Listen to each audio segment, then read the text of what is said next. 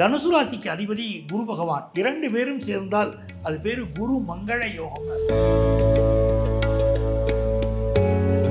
ஆனா எங்க வேறுபாடு வருதுன்னா, இந்த தனுசு ராசி குருவுடைய ராசி பாருங்க, புத்திமதி சொல்லிக்கிட்டே இருக்கும். போர்க்களத்திலே கூட ஒரு அறிவுரை சொல்லி விஷ்ணு சகஸ்ரநாமம் என்ற ஒரு மாபெரும் ஒரு புண்ணியத்தை கொண்டு வந்த ராசி இது இல்லையா? ஒரு அட்வைஸ். அந்த தனுசு ராசி அதை ஏற்றுக்கிடும் போது மிகப்பெரிய வெற்றி.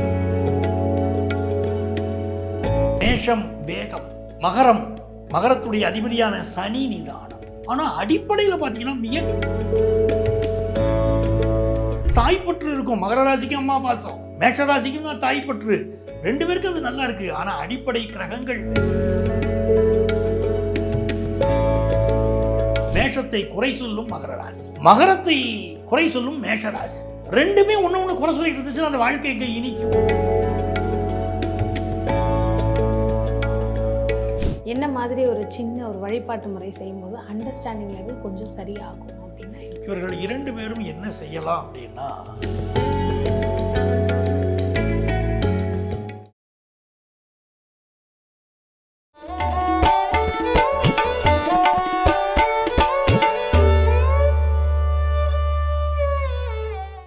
அடுத்ததாக மேஷம் தனுசு இந்த 2 பேரும் வாழ்க்கையில் இணைந்தாலோ பிஸ்னஸ் பார்ட்னராக இருந்தாலோ இல்லை ஃப்ரெண்ட்ஸாக இருந்தாலோ இது ஒத்து வருமா இல்லை சேர்க்கக்கூடாத ஒரு இணைப்பா?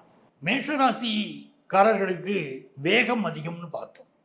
தனுசு ராசிக்காரர்கள் எப்படின்னு பார்த்தீங்கன்னா ஒரு நல்ல மனிதர்கள். உலகத்தில் நல்ல மனிதர்கள் அடையாளம் சொன்னா குரு தொடர்புடைய ராசிகள் நல்ல மனிதர்களாக இருப்பார்கள். தனுசு ராசிக்கு அதிபதி யாரு? குரு. அப்போ நல்ல மனம், நல்ல குணம் உண்டு. மேஷ ராசிக்கு தாயார் மீது ரொம்ப அன்பு, ஆசை. தனுசு ராசிக்கும் தாய் பற்றுங்கிறது ரொம்ப அதிகம். இந்த 2 பேருக்குமே அப்படித்தான் இருக்கு. மேஷ ராசிக்கு அதிபதி செவ்வாய் பகவான், தனுசு ராசிக்கு அதிபதி குரு பகவான். 2 பேரும் சேர்ந்தால் அது பேரு குரு மங்கள யோகம்னு அர்த்தம். குழந்தை வளர்ப்பதிலே அலாதி பிரியம் இருக்கும் உங்களுக்கு. 2 பேருடைய நோக்கமும் பார்த்தீங்கன்னா, இந்த தனுசு ராசி சொல்லு நம்ம குழந்தைகளை நல்லா கொண்டு வரணும், மேஷ ராசி ஏற்றுக்கொள்வாங்க. அதுக்கு தனிப்பட்ட முறையில் எப்படி வளர்க்குறதுன்னு தெரியாமல் கூட போகலாம். ஒரு மேஷராசி ஆணுக்கு தன் பிள்ளைகளை வளர்ப்பது தெரியாமல் கூட போகலாம். ஆனால் தனுசு ராசி பெண் அந்த இடத்துல சொல்கிறாங்க, நம்ம பிள்ளைகள் இப்படி கொண்டு வரணும், மேஷராசி ஏற்றுக்கணும். எங்கே முரண்பாடு வருதுன்னா, 2 பேருக்கும் ரொம்ப பிடிக்கும். அந்த மேஷராசியுடைய வேகம் தனுசு ராசிக்கு பிடிக்கும். தனுசு ராசியுடைய அந்த அறிவாளித்தனம் இருக்கு பாருங்க, அது மேஷத்துக்கு ரொம்ப பிடிக்கும். ஆனால் எங்கே வேறுபாடு வருதுன்னா, அந்த தனுசு ராசி குருவுடைய ராசி பாருங்க, புத்திமதி சொல்லிக்கிட்டே இருக்கும். ஒரு வாத்தியாரை போல நடக்கும், அட்வைஸ் பண்ணிட்டே இருக்கேன், எப்போ பார்த்தாலும் அட்வைஸ். என் பொண்டாட்டி ரொம்ப நல்லவர் தான், என் வீட்டுக்காரர் ரொம்ப நல்லவர் தான், ஆனால் அட்வைஸ் பண்ணிக்கிட்டே இருக்காரு. இந்த குறை தான் அங்கே வரும். எதுக்கு எடுத்தாலும் இப்படி தான் இருக்கும். பிள்ளைகள் சரியாக சாப்பிட்டாங்களா? தனுசு ராசி ஆஃபீஸ்லேருந்து ஃபோன் பண்ணும், மேஷ ராசிக்கு ஃபோன் பண்ணும், பிள்ளைகளை நல்லா கவனிச்சியா, நீ பிள்ளைகளுக்கு சாப்பாடு போட்டியா, என்ன பண்ணிக்கிட்டு இருக்க அப்படின்னு கேட்கும். உடனே அவங்க 2 பேருக்கு இடையில, நான் கரெக்டாக தானே இருக்கேன், இருந்தாலும் இவர் இப்படி கேள்வி கேட்டுக்கிட்டே இருக்கார். பிள்ளைகள் நல்லா படித்தாங்களா? தனுசு ராசி இம்பார்ட்டன்ஸ் கொடுக்கும் அதுக்கு. அப்போ இந்த மாதிரி விஷயங்கள் டிஃப்ரென்ஸ் ஆஃப் ஒப்பீனியன் வருமானா? இல்லை, எனக்கு அட்வைஸ் பண்ணிக்கிட்டே இருக்காங்க அப்படின்னு மேஷராசிக்கு தோணும். ஆனாலும் காலப்போக்கில் அதெல்லாம் அவர் அட்வைஸ் பண்ண போய் தான் நம்ம பிள்ளைங்க நல்லா இருக்கு. அது சில வருடங்களுக்கு அப்புறம் புரிதலுக்கு அப்புறம் வருது. அந்த தனுசு ராசியுடைய தன்மைகளை மேஷராசி புரிந்து கொள்கிற போதும் வாழ்க்கை அற்புதமாக இருக்கு. மேஷராசியும் மிக நல்ல ராசி, தனுசு ராசியும் மிக நல்ல ராசி. திருமண வாழ்க்கை அற்புதமாக அமையுது. வாழ்க்கை நல்லா இருக்கு. அங்கேயும் அஸ்வினி நட்சத்திரம், இங்க மூல நட்சத்திரம். ஆமா இல்லையா?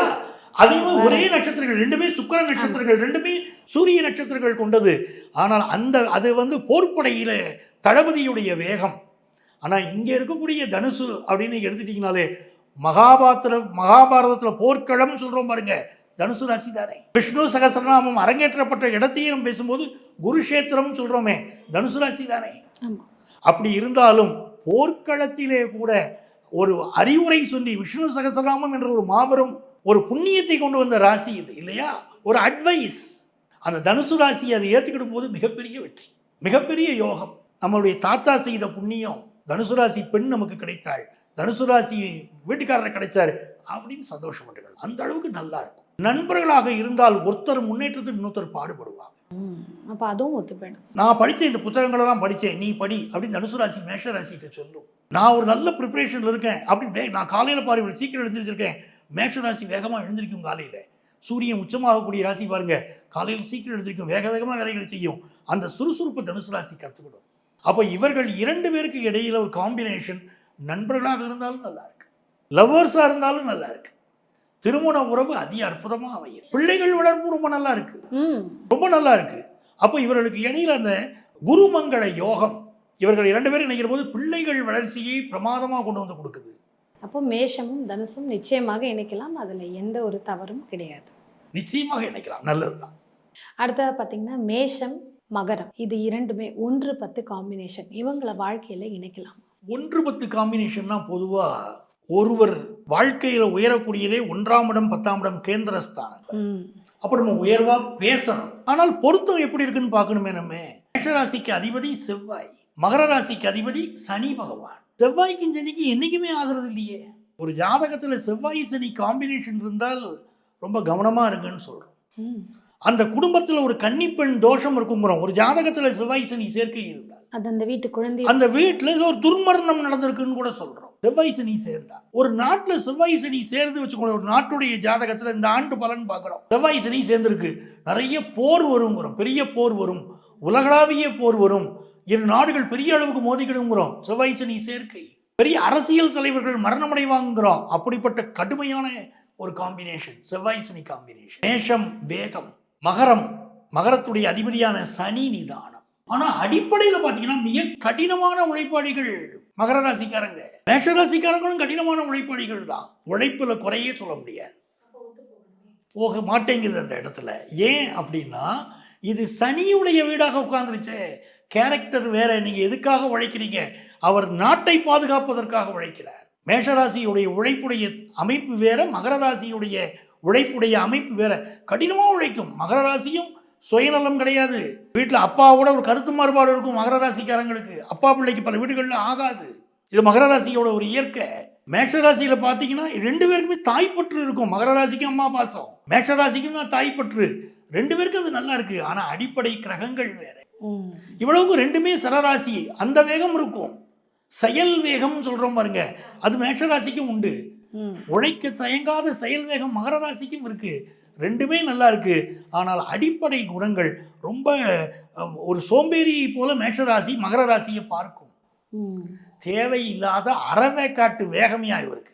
இவர் ஒரு அறவேக்காடு அப்படின்னு மேஷராசியை மகர ராசி பார்க்கும். தன்னுடைய செயல்களில் ஒரு இயற்கையான ஒரு குணம் இருக்கு பார்த்தீங்களா, அந்த குணத்தை 2 பேரால் ஒத்துக்கிட முடியாது. தன்னுடைய குணம்தான் உயர்ந்ததுங்கும். இப்போ மேஷராசி தனுசு ராசியை ரசிச்சிச்சு நம்ம பார்த்தோம். தனுசு ராசி அதனால மேஷராசியை ரசிச்சிச்சு. இங்க பாத்தீங்கன்னா மேஷத்தை குறை சொல்லும் மகர ராசி, மகரத்தை குறை சொல்லும் மேஷராசி. 2மே ஒண்ணு குறை சொல்லிட்டு இருந்துச்சுன்னா அந்த வாழ்க்கை எங்க இனிக்கும்? நண்பர்களாக இருந்தால் சண்டை வரும், அடிக்கடி சண்டை வந்துடும். கிரிமினல் குற்றங்கள் நடக்கிற அளவுக்கு பிரச்சனைகள் பெருசா போயிடும். காதலர்களாக இருந்தால் முரட்டுத்தனமான இவருடைய குணம் எனக்கு பிடிக்கல அப்படின்னு மகர ராசி சொல்லும். உன்னுடைய எந்த கேரக்டருமே எனக்கு ஒத்து போகல அப்படின்னு மேஷராசி சொல்லும். காதலர்களாக கூட அவங்க நிம்மதியாக வாழ முடியாது. அப்போ 2 பேருக்கு இடையில பிரச்சனை தான். பிஸ்னஸ் பார்ட்னர் எடுத்தா அப்ஸ் அண்ட் டவுன்ஸ் 2 பேருடைய சிந்தனையே வேற. நிறைய பேர் இந்த பிஸ்னஸ்ல பணத்தை ஏமாத்திட்டு போயிடுறாங்க, அந்த மாதிரி எல்லாம் இருக்கு. அது இந்த காம்பினேஷன்ல தோல்விதான் வருது பிஸ்னஸ்ல. ஏன்னா நிதானமா அந்த சனி பகவான் செயல்படக்கூடியவர்.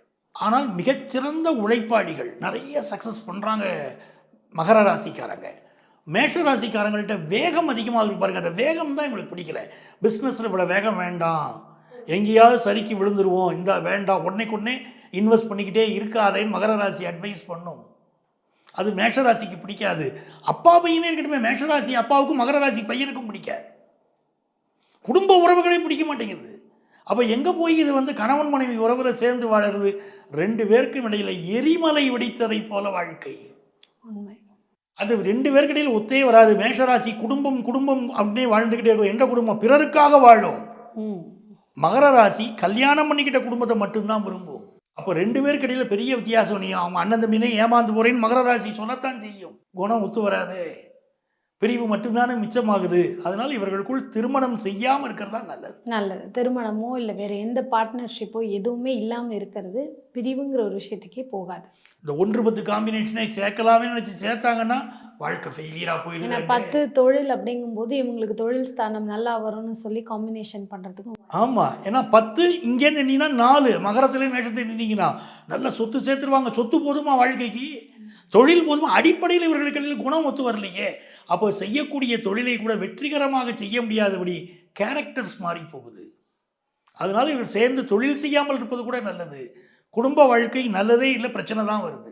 சரி. இது இணையாதவர்களுக்கு ஓகே. இணைந்து வாழ்பவர்களுக்கு இல்லை பிஸ்னஸ் பார்ட்னராக இருக்காங்க, இல்லை காதலிச்சிட்டு இருக்கோம், எனக்கு பிடிக்கல, பிரிஞ்சிடலான்னு நினைக்கிறேன் அப்படின்னா என்ன மாதிரி ஒரு சின்ன ஒரு வழிபாட்டு முறை செய்யும்போது அண்டர்ஸ்டாண்டிங் லெவல் கொஞ்சம் சரியாகும் அப்படின்னா என்ன? இவர்கள் 2 பேரும் என்ன செய்யலாம் அப்படின்னா, நல்லெண்ணெய் தீபம் போடணும் சாமிக்கு. முருகப்பெருமானுக்கு நல்லெண்ணெய் தீபம் போடலாம். மணிகண்ட சுவாமி ஐயப்பன் இருக்கார் பாருங்க, ஐயப்பனுக்கு தீபம் போடலாம். இந்த 2 காம்பினேஷனுமே நல்ல வேலை செய்யுது. அங்கே செவ்வாய் இங்கே சனின்னு சொல்லும்போது மணிகண்டன் சொல்லக்கூடிய ஐயப்பனை வழிபடுகிற போதும் நல்ல பலன் தெரியுது. அதே மாதிரி முருகப்பெருமானை வழிபடுகிற போதும் நல்ல பலன் தெரியுது. பைரவரை வழிபட்டாலும் நல்ல பலன் கிடைக்கும். இது எப்போ வழிபாடு செய்யணும்னா, முடிந்தவரை இதை போய் முருகப்பெருமானை வழிபட்டால் செவ்வாய்க்கிழமையும், நீங்கள் பைரவரை வழிபடுறீங்க, மணிகண்ட சுவாமியை வழிபடுறீங்கன்னா சனிக்கிழமையும் வழிபாடு செய்கிற போது அற்புதமான பலன். யாரெல்லாம் இணைஞ்சிருக்காங்களோ அவங்களுக்குள்ள அந்த பிரச்சனைகள் கம்மி பண்ணுறதுக்கான ஒரு தீர்வு. அருமை.